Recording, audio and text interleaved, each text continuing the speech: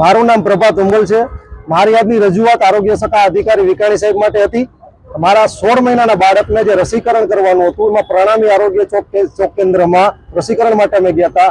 આ રસીકરણ કેન્દ્રની અંદર એ લોકોએ ગંભીર બેદરકારી ભૂલ કરી છે। એ ભૂલની અંદર મારા બાળકને જે 3 ડોઝ દેવાના હતા એમાંથી 1 ડોઝ એ લોકો ભૂલી ગયા હતા, યા તો રાખી દીધો હતો।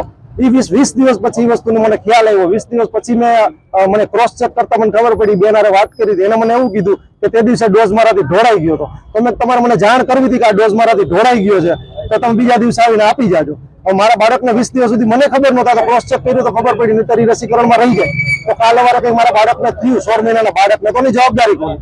તેની રજૂઆત મેં એના પટેલ સાહેબ કરીને છે, અમન પટેલ કરીને, મેં એને રજૂઆત કરી। અમે બંને માણા ગયા હતા તો એ સાહેબ એવું કીધું કે આવી નાના મોટી ભૂલ થતી હોય તો 16 મહિનાના બાળકને જો તમે આવી ભૂલ કરતા અને નાના મોટી ભૂલ ગણતા હોય તમારે શું કરવાનું? એટલે આરોગ્ય કેન્દ્ર અધિકારી વિકાણી સાહેબને અમે કાલે રજૂઆત કરવા માટે આવ્યા હતા।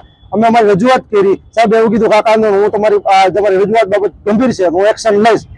અત્યારે સાંજે એનો ફોન આવ્યો, ગઈકાલે સાંજે એ બેન પાસે ફોન કરાવ્યો સ્પીકર ફોનમાં, અને બેન બા મને ખાલી સોરી કવડાવ્યું। એટલે મેં બેન તમને ખબર છે, તમને આ ભૂલ નથી, આ બેદરકારી છે, તમે જાણી જોઈને કરેલું છે અને તમે ખાલી સોરી કહીને છૂટી જાવ। આ તો હું એક છું, તો મારા વિસ્તારમાં તો કેટલાય બાળકો છે, જંગલેસર વિસ્તાર એટલે મારો સ્લમ એરિયા, તો એ બિચારાને તો કઈ ખબર નહીં પડતી હોય। જો હું એક શિક્ષિત વ્યક્તિ છું, જો હું આવી ભૂલ મારાથી થઈ જતી હોય, મને ખુદને ન ખબર પડતી હોય તો મારા વિસ્તારમાં એ લોકોને શું ખબર પડતી હોય? તો એની મેં રજૂઆત, સાહેબે ફોન લઈ લીધો કે તમે એવી વાત ના કરો, હું મારી એક્શન લઈ લઈશ, એ તમારે પૂછવાની જરૂર નથી મને। સાહેબ શું માટે ન પૂછું? મારા બાળક ઉપર જે કઈ ભૂલ થઈ છે તમારાથી, જે કઈ બેદરકારી થઈ ગઈ, જવાબ પણ હું જ માંગીશ ને, તો કે તમે આવીને જવાબ માંગી જાજો।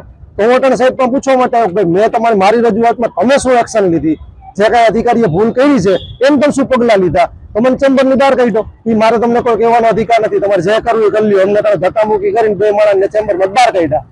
અમે અત્યારે ધરણા ઉપર બેઠા છીએ એટલા માટે કે હવે તો એ બેન જે હતા આશા વર્કર, એ બેન ત્યાંના જે વિસ્તારના જે ઇન્ચાર્જ છે મેડિકલ ઓફિસર અમન પટેલ અને ઈવન વિકાણી સાહેબ ઉપર પણ 3 ઉપર એક્શન લેવાય ને ત્યાં સુધી હું અહીંથી જવાનું નથી।